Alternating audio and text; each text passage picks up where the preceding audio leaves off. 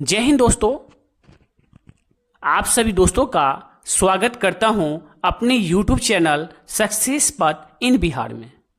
दोस्तों आज हम Bihar SSC inter level exam related important GK and GS question को देखेंगे। तो दोस्तों वीडियो में आप शुरू से अंत तक बने रहें ताकि आज ज़्यादा से ज़्यादा बेनिफिट मिल सके। तो दोस्तों डायरेक्ट आते हैं क्वेश्चंस की ओर।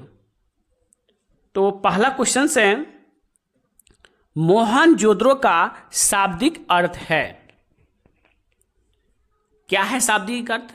ए में हड़प्पा है, बी में मेसोपोटामिया है, सी में मृतकों का टीला है, डी में मिस्र है। तो दोस्तों एक नंबर क्वेश्चन का राइट आंसर सी हो जाएगा। मोहनजोदड़ो का शाब्दिक अर्थ मृतकों का टीला होता है। दोस्तों आप हमें यह भी कमेंट करें, बताएं कि मोहनजोदड़ो कहाँ स्थित है। क्वेश्चंस आपके बार बार एग्जाम में पूछे जाते हैं, मोहनजोदड़ो कहाँ स्थित है। तो दोस्तों मोहनजोदड़ो के बारे में हम आपको बताया कि मोहनजोदड़ो पाकिस्तान के सिंध प्रांत में स्थित है। मोहनजोदड़ो पाकिस्तान के सिंध प्रांत में स्थित है। इसकी खोज का दोस्तों बात करें तो इसकी खोज राखल दास बनर्जी ने किया था। किसने किया था दोस्तों? राखल दास बनर्जी ने किया था। तो दोस्तों ये ध्यान में रखेंगे, मोहनजोदड़ो का शाब्दिक अर्थ मृतकों का टीला होता है। यह पाकिस्तान के सिंध प्रांत जिले में स्थित है। इसकी खोज राखल दास बनर्जी ने किया था। कब किया था? तो 1922 ईस्वी में। 1922 ईस्वी में इसकी खोज हुई थी। चलिए दोस्तों अब आते हैं अगली क्वेश्चंस की ओर। दूसरा नंबर क्वेश्चन है, श्वेतांबर एवं दिगंबर किस धर्म से संबंधित है। तो 2 नंबर क्वेश्चन का दोस्तों राइट आंसर हो जाएगा जैन मत। मतलब श्वेतांबर और दिगंबर का संबंध जैन धर्म से है। दोस्तों क्वेश्चन नंबर 3 की ओर आते हैं। 3 नंबर क्वेश्चन है, बारडोली सत्याग्रह के प्रमुख नेता कौन थे। तो 3 नंबर क्वेश्चन का राइट आंसर सी हो जाएगा, सरदार पटेल थे। दोस्तों बारडोली सत्याग्रह 1928 में इसका नेतृत्व सरदार वल्लभ भाई पटेल ने किया था। कितना? 1928 में। 1928 में सरदार वल्लभ भाई पटेल ने बारडोली सत्याग्रह का नेतृत्व किया था। ये आंदोलन सफल भी रहा था और महिलाओं ने वल्लभ भाई पटेल को सरदार कहा था। वहाँ की जो महिलाएं थी जो सरदार वल्लभ भाई पटेल को सरदार नाम से पुकारा था। इसके बाद दोस्तों महात्मा गांधी ने उनको सरदार की उपाधि दी। पूछा जाता है कि सरदार की उपाधि सरदार वल्लभ भाई पटेल को किसने दिया था। तो महात्मा गांधी दिया था। क्यों दिया था? तो जो बारडोली सत्याग्रह हुआ था 1928 में, उस समय वहाँ की महिलाओं ने सरदार वल्लभ भाई पटेल को सरदार की उपाधि, सरदार नाम से पुकारा, जिसलिए महात्मा गांधी ने उसको उपाधि दिया। चलिए दोस्तों अब आते क्वेश्चन नंबर 3 की ओर। क्वेश्चन नंबर 4 की ओर। 4 नंबर क्वेश्चन है, खान अब्दुल गफ्फार खान को किस नाम से जाना जाता है। तो दोस्तों 4 नंबर क्वेश्चंस का राइट आंसर सी हो जाएगा। खान अब्दुल गफ्फार खान को सीमांत गांधी के नाम से जाना जाता है। चलिए दोस्तों आते क्वेश्चन नंबर 5 की ओर। 5 नंबर क्वेश्चन है, निम्नलिखित में से किस गवर्नर जनरल को भारतीय प्रेस का मुक्तिदाता कहा जाता है। तो 5 नंबर क्वेश्चन का राइट आंसर बी हो जाएगा, सर चार्ल्स मैटकॉफ को। दोस्तों इनके बारे में कुछ हम चर्चा करते हैं। सर चार्ल्स मैटकॉफ कब से कब तक गवर्नर जनरल रहे थे। ये गवर्नर थे, कब से कब तक रहे थे, इस पे चर्चा कर लेते हैं। 1835 से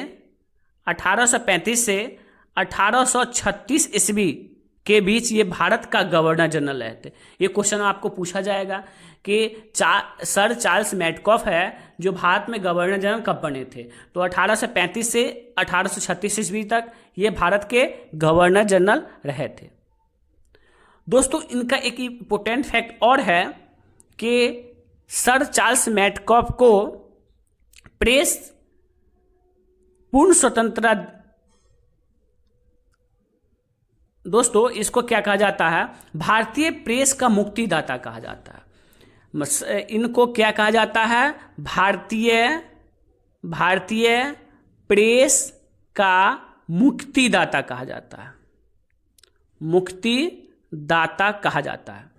क्वेश्चन दोस्तों ये रहेगा बीएसएससी में कि भारतीय प्रेस का मुक्तिदाता किसे कहा जाता है, तो सर चार्ल्स मैडकॉफ को। तो दोस्तों ये एक क्वेश्चन में 2-3 क्वेश्चन का रिवीजन हो गया। तो इसी प्रकार आप वीडियो में शुरू से अंत तक बने रहें और ज़्यादा बेनिफिट पाएँ। और दोस्तों चैनल में नए हैं, हाँ हमारे चैनल पे नए हैं तो चैनल को सब्सक्राइब करना ना भूलें ताकि हर एक वीडियो का नोटिफिकेशन आपको मिल सके। आप दोस्तों क्वेश्चन नंबर 6 की ओर आते हैं। 6 नंबर क्वेश्चन है, ब्रिटिश हाउस ऑफ कॉमन में सर्वप्रथम किस भारतीय ने आर्थिक निष्कासन का सिद्धांत की भर्त्सना की थी। तो दोस्तों 6 नंबर क्वेश्चन का राइट आंसर ए होगा दादा भाई नौरोजी ने। दोस्तों दादा भाई नौरोजी का बात करें तो इन्हें ओल्ड मैन के नाम से जाना जाता है। दादा भाई सबसे वृद्ध व्यक्ति का अगर चर्चा हो तो वो दादा भाई नौरोजी ही हैं। दोस्तों ध्यान रखेंगे सबसे वृद्ध व्यक्ति ओल्ड मैन के नाम से दादा भाई नौरोजी को जाना जाता है। और एक पॉइंट और इनके बारे में अच्छा है कि धन का निष्कासन का सिद्धांत, बार बार बीएसएससी एक क्वेश्चन को रिपीट करते हैं कि धन का निष्कासन का सिद्धांत, धन के निष्कासन का सिद्धांत, निष्कासन का सिद्धांत दादा भाई नौरोजी ने दिया था। धन के निष्कासन का सिद्धांत भी किसने दिया था, दादा भाई नौरोजी ने दिया था। एक इनका प्रसिद्ध पुस्तक भी है जिसका नाम हम बता रहे हैं, poverty and British rule in India. इनका दादा भाई नौरोजी की एक प्रसिद्ध पुस्तक है poverty and British rule in India, इनकी एक प्रसिद्ध पुस्तक है। ये भी क्वेश्चंस बार बार कॉम्पिटिटिव एग्जाम में पूछा जाता है। चलिए दोस्तों क्वेश्चन नंबर 7 की बात है। 7 नंबर क्वेश्चन है, प्रसिद्ध गाना सारे जहां से अच्छा हिंदुस्तान हमारा, बहुत अच्छा गाना है, इसको किसने लिखा था, इसको किसने लिखा था। तो दोस्तों 7 नंबर क्वेश्चन का राइट आंसर बी होगा, इसको मोहम्मद इकबाल द्वारा लिखा गया था। सारे जहां से अच्छा हिंदुस्तान हमारा मोहम्मद इकबाल के द्वारा लिखा गया था। एक क्वेश्चन और पूछा जाता है, अमार सोनार जो बांग्लादेश का राष्ट्रगान है अमार सोनार, उसको किसने लिखा था, तो उसको रविन्द्रनाथ टैगोर द्वारा लिखा गया था। चलिए दोस्तों अब आते हैं 8 नंबर क्वेश्चन की ओर। 8 नंबर क्वेश्चन हैं, चीन ने भारत के एलपीजी सुधारों के समान अपने संरचनात्मक सुधार कब शुरू की थी। तो 8 नंबर क्वेश्चन का राइट आंसर सी हो जाएगा 1991 ईस्वी। कब दोस्तों, 1991 ईस्वी। दोस्तों अगर आप लाइव क्लास चाहते हैं तो आप हमें कमेंट करें, आपको हम बीएसएससी रिलेटेड वीवीआई फैक्ट जो हैं हम वो आपको जीके जीएस का प्रोवाइड करवाएंगे। तो आप हमें कमेंट करें तो हम लाइव क्लास भी स्टार्ट कर देंगे। चलिए दोस्तों अगला क्वेश्चन है, 1854 से 56 ईस्वी में क्रिमियन युद्ध किनके बीच लड़ा गया था। 9 नंबर क्वेश्चन का राइट आंसर क्या होगा, तो इसका राइट आंसर ए होगा, रूस और तुर्की के बीच क्रिमियन युद्ध लड़ा गया था।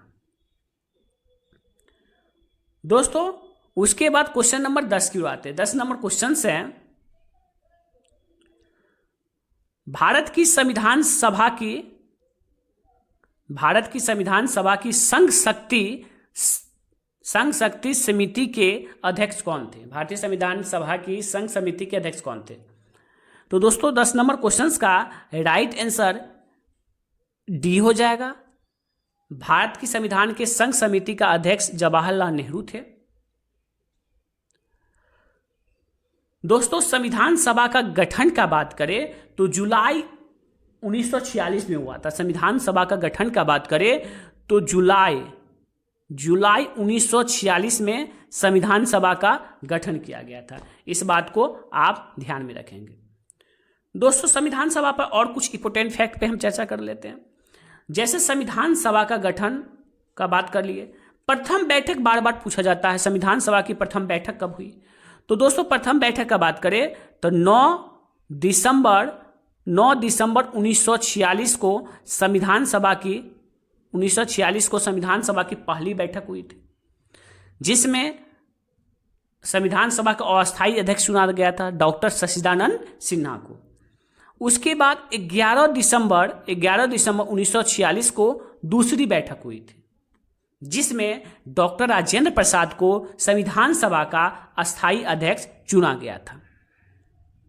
दोस्तों ये सब क्वेश्चन आपको बराबर सेट में मिल जाएंगे, ये सब आप ध्यान में रखेंगे।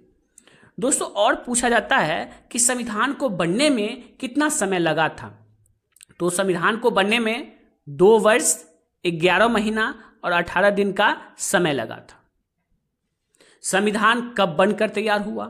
तो दोस्तों संविधान 26 नवंबर 1949 को बनकर तैयार हो गया, अंगीकार किया गया। मतलब संविधान हमारा बनकर तैयार कब हुआ था? 26 नवंबर 1949 को संविधान बनकर तैयार हुआ था। और उसके बाद क्वेश्चंस आपको पूछे जाते हैं कि संविधान लागू कब हुआ? तो दोस्तों 26 जनवरी 1950 को संविधान लागू किया गया। तो ये सब इंपॉर्टेंट फैक्ट है। और इंपॉर्टेंट फैक्ट है तो आप अगर संविधान का स्पेशल वीडियो चाहते हैं तो आप हमें कमेंट करें, हम संविधान रिलेटेड एक स्पेशल वीडियो आपको प्रोवाइड करवा देंगे।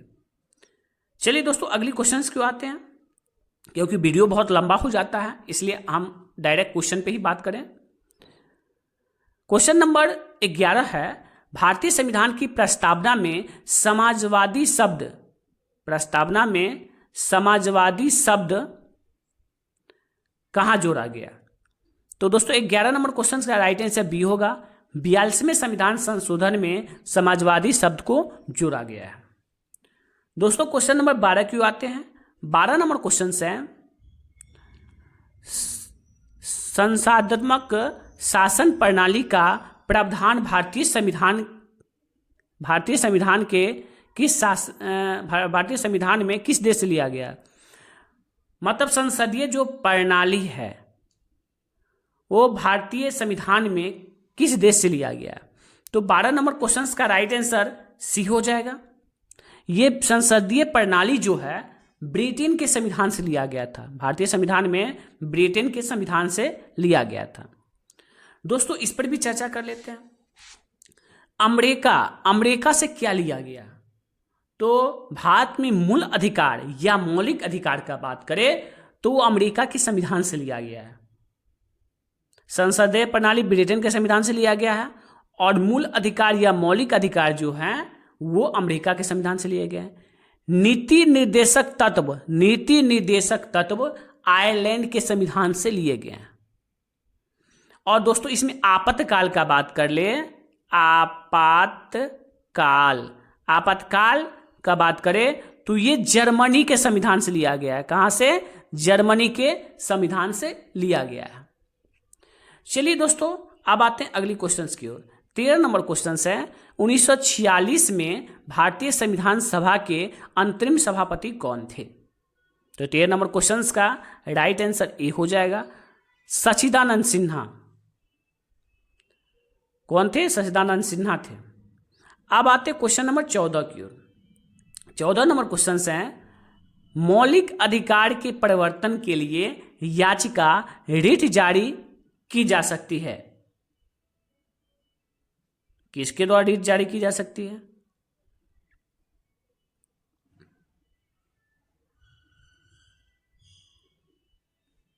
दोस्तों तो इसका राइट 14 नंबर क्वेश्चन का राइट आंसर डी हो जाएगा, सर्वोच्च न्यायालय और उच्च न्यायालय द्वारा रिट को जारी किया जाता है। क्वेश्चन नंबर 15 की बात, 15 नंबर क्वेश्चन है, निम्न में से कौन सा सही है, इसमें से कौन सही है। तो दोस्तों 15 नंबर क्वेश्चन का राइट आंसर क्या होगा, तो देख लेते पहले क्या है। जाकिर हुसैन भारत के पहले मुस्लिम राष्ट्रपति थे, ये सही है दोस्तों, जाकिर हुसैन भारत के पहले मुस्लिम राष्ट्रपति थे। मोहम्मद हिदायतुल्लाह भारत के पहले मुस्लिम राष्ट्रपति थे, नहीं, गलत है। फखरुद्दीन अली अहमद भारत के पहले मुस्लिम राष्ट्रपति थे, नहीं, गलत है। और एपीजे अब्दुल कलाम भारत के पहले राष्ट्रपति थे, नहीं, गलत है। मतलब इसका राइट आंसर आपको जाकिर हुसैन भारत के पहले मुस्लिम राष्ट्रपति थे। अब आते क्वेश्चन नंबर 16 की। 16 नंबर क्वेश्चन है दोस्तों, राज्यसभा के सदस्य का कार्यकाल कितने साल का होता है। तो 16 नंबर क्वेश्चन का राइट आंसर सी होगा। राज्यसभा का कार्यकाल 6 वर्ष का होता है। अगर लोकसभा कार्यकाल बात करें तो ये 5 साल का होता है। तो आप ध्यान में रखेंगे, राज्यसभा का 6 साल और लोकसभा का 5 साल। राज्यसभा का टोटल सीट का बात करें तो 250 सीटें हैं, 250 सदस्य राज्यसभा के कुल सदस्य हैं। और लोकसभा का बात करें तो 552 कुल सदस्य लोकसभा में। ये भी क्वेश्चन बार बार रिपीटेड होते हैं दोस्तों। अब आते हैं क्वेश्चन नंबर 17 की ओर। 17 नंबर क्वेश्चन है, बलवंत राय मेहता समिति ने किस प्रकार के पंचायत राज की संरचना की सिफारिश प्रदान की थी। तो दोस्तों 17 नंबर क्वेश्चन का राइट आंसर बी होगा, 42वें संविधान संशोधन में। किसमें? 42वें संविधान संशोधन में। तो दोस्तों क्वेश्चन नंबर 18 की ओर आते हैं। वैसे बता दें दोस्तों 17 नंबर क्वेश्चन में 1-2 पॉइंट और बता दें कि 1956 में बलवंत राय मेहता समिति ने पंचायती राज का गठन किया था। गठन कब? 1956 में बलवंत राय मेहता समिति ने पंचायती राज का गठन किया था। दोस्तों पंचायती राज की स्थापना का बात कर, कब स्थापना हुआ इसका, तो 2 अक्टूबर 1959 को पंचायती राज का स्थापना हुआ था। 57 में एक्ट बने थे। दोस्तों सर्वप्रथम पंचायती राज की स्थापना राजस्थान के नागौर जिले में हुआ था, ये भी आप ध्यान में रखेंगे। अब आते हैं क्वेश्चन नंबर 18 की ओर। 18 नंबर क्वेश्चन है, निम्नलिखित में कौन सा कथन राजनीतिक के निर्देश सिद्धांत के विषय पर सही नहीं है। कौन सा है पॉइंट जो सही नहीं है, मतलब राजनीतिक के नीति निर्देशक सिद्धांत के विषय में सही नहीं है। तो 18 नंबर क्वेश्चन का राइट आंसर ए होगा, यदि कोई राज्य नीति निर्देशक सिद्धांत को लागू नहीं करता है तो उसके विरुद्ध न्यायालय में मामला दायर किया जा सकता है। अब आते क्वेश्चन नंबर 19 की ओर। 19 नंबर क्वेश्चन से, निम्न में से कौन सी भाषा सरकार के द्वारा शास्त्रीय भाषा घोषित की गई है। कौन सी भाषा को शास्त्रीय भाषा घोषित की गई है। तो दोस्तों 19 नंबर क्वेश्चंस का राइट आंसर ए होगा, कन्नड़ भाषा को। दोस्तों कन्नड़ भाषा सरकार द्वारा शास्त्रीय भाषा घोषित किया गया है। अनुच्छेद 351 में, अनुच्छेद 351 के तहत भारतीय भाषा को विशेष भाषा का दर्जा प्रावधान है। दोस्तों अभी तक भारत में कितनी भाषाओं को राष्ट्रीय भाषा का में शामिल किया गया है, कितनी भाषा है जो राष्ट्र की भाषा है। टोटल भाषा का बात करें तो 22 भाषा है। कितने भाषा है? 22 भाषाओं को मान्यता दी गई है। ये भी ध्यान में रखेंगे, कुल 22 भाषाओं को अभी तक मान्यता दी गई है। चलिए दोस्तों क्वेश्चन नंबर 20 की आते हैं। 20 नंबर क्वेश्चन है, चंद्रमा की घूर्णन अवधि है क्या है? तो 28 दिन है। चंद्रमा की घूर्णन अवधि कितने दिन का है? 28 दिन का। दोस्तों क्वेश्चन नंबर 21 की बात है। 21 नंबर क्वेश्चन है, पेशावर एवं काबुल किसके माध्यम से एक दूसरे से जुड़े हैं। तो 21 नंबर क्वेश्चन का राइट आंसर ए हो जाएगा, खैबर दर्रा के कारण। 22 नंबर क्वेश्चन है, 22 नंबर क्वेश्चन है, हिमखंड के पिघलने का मुख्य कारण क्या है। तो 22 नंबर क्वेश्चन का राइट आंसर सी हो जाएगा, भूमंडलीय ताप वृद्धि के कारण हिमकण पिघलने लगते हैं, यही कारण है इसका। 23 नंबर क्वेश्चन है, विश्व की सबसे गहरी झील कौन सी है? तो 23 नंबर क्वेश्चन का राइट आंसर ए हो जाएगा, बेकाल झील विश्व की सबसे गहरी झील है। दोस्तों क्वेश्चन नंबर 24 का 24 नंबर क्वेश्चन है, दक्षिण अमेरिका की सबसे लंबी नदी कौन सी है? तो इसका राइट आंसर बी होगा, अमेजन। दक्षिण अमेरिका की सबसे लंबी नदी कौन सी है? तो अमेजन। अब आते हैं क्वेश्चन नंबर 25 की ओर। 25 नंबर क्वेश्चन है, इग्लू क्या है? तो 25 नंबर क्वेश्चन का राइट आंसर सी हो जाएगा, गुंबद के आकार का एक घर या झोपड़ी जो कठोर बर्फ की सिल्ली से बनाया जाता है, जिसमें एस्किमो रहते हैं। क्या रहते हैं? एस्किमो रहते हैं। दोस्तों इग्लू गुंबद के आकार का एक घर है। इग्लू क्या है? गुंबद के आकार का एक घर है। अब ध्यान में रखेंगे, इग्लू क्या है? तो गुंबद के आकार का एक घर है। घर या झोपड़ी जो बोलिए, घर या झोपड़ी है। दोस्तों ये बर्फीले इलाके में पाई जाती है। ये इग्लू जो है, इग्लू का जो घर होता है गुंबद का, जो बर्फीले इलाके में पाए जाते हैं। कहाँ पाए जाते हैं? बर्फीले इलाके में पाए जाते हैं। ये काफी कठोर होती है। दोस्तों अब आते हैं क्वेश्चन नंबर 26 की ओर। 26 नंबर क्वेश्चन से, कर्क रेखा किस राज्य से होकर नहीं गुजरती है? दोस्तों इसका ट्रिक हम एक वीडियो में बताए भी थे। कर्क रेखा किस राज्य से होकर नहीं गुजरती है? तो 26 नंबर क्वेश्चन का राइट आंसर सी हो जाएगा, उड़ीसा राज्य। 26 नंबर का क्या हो जाएगा राइट आंसर? उड़ीसा। इसका राइट आंसर सी हो जाएगा।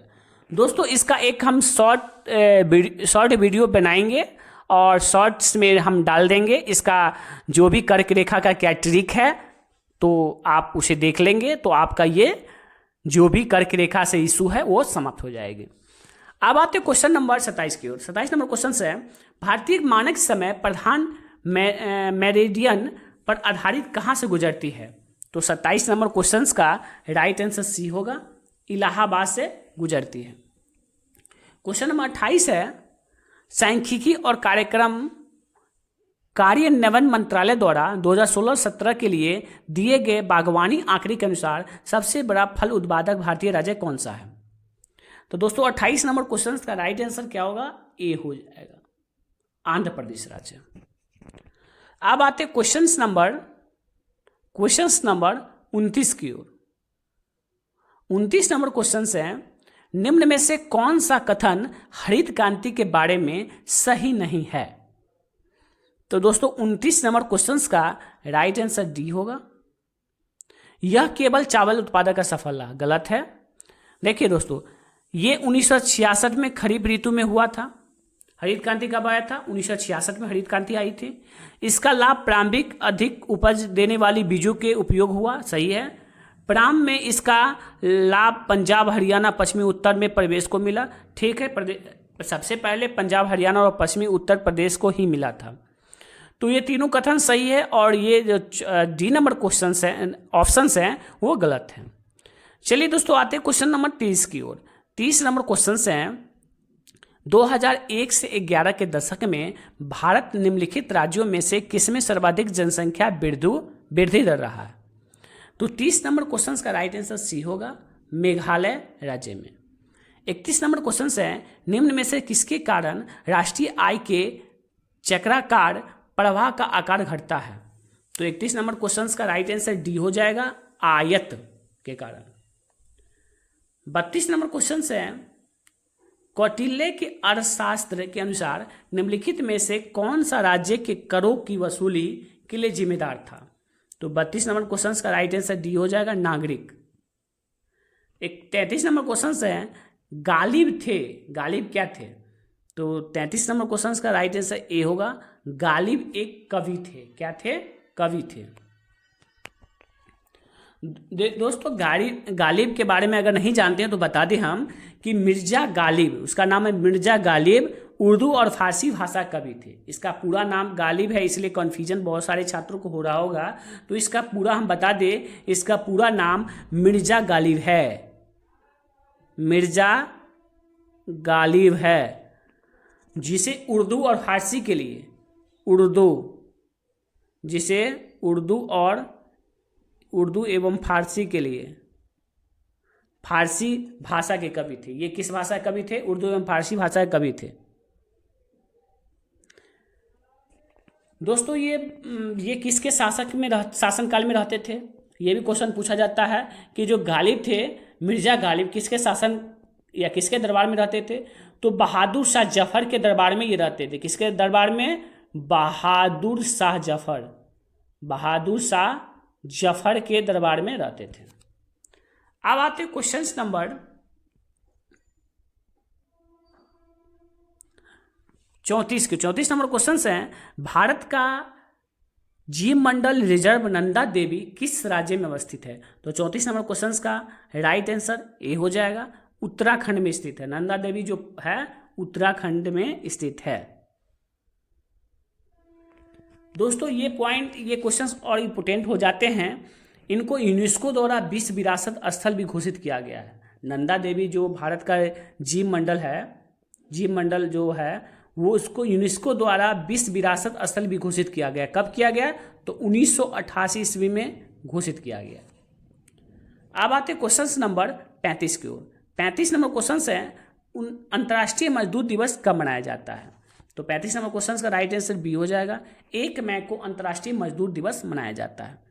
36 नंबर क्वेश्चन है,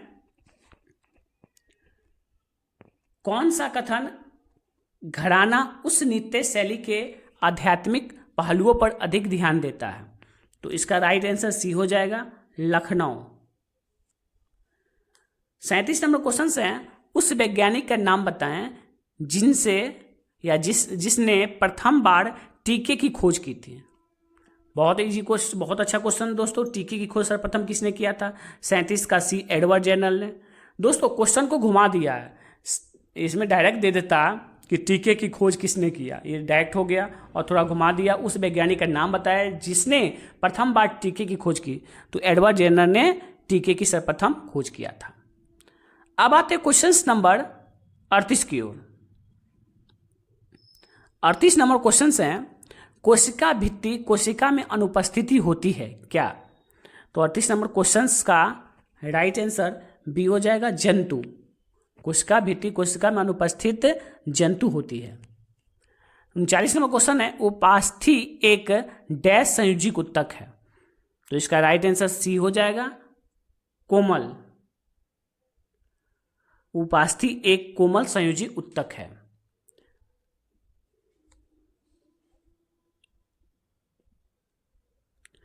चलिए दोस्तों, अब आते क्वेश्चन नंबर 40 के। 40 नंबर क्वेश्चन है, मनुष्य में पीत का उत्पादन किस अंग से होता है?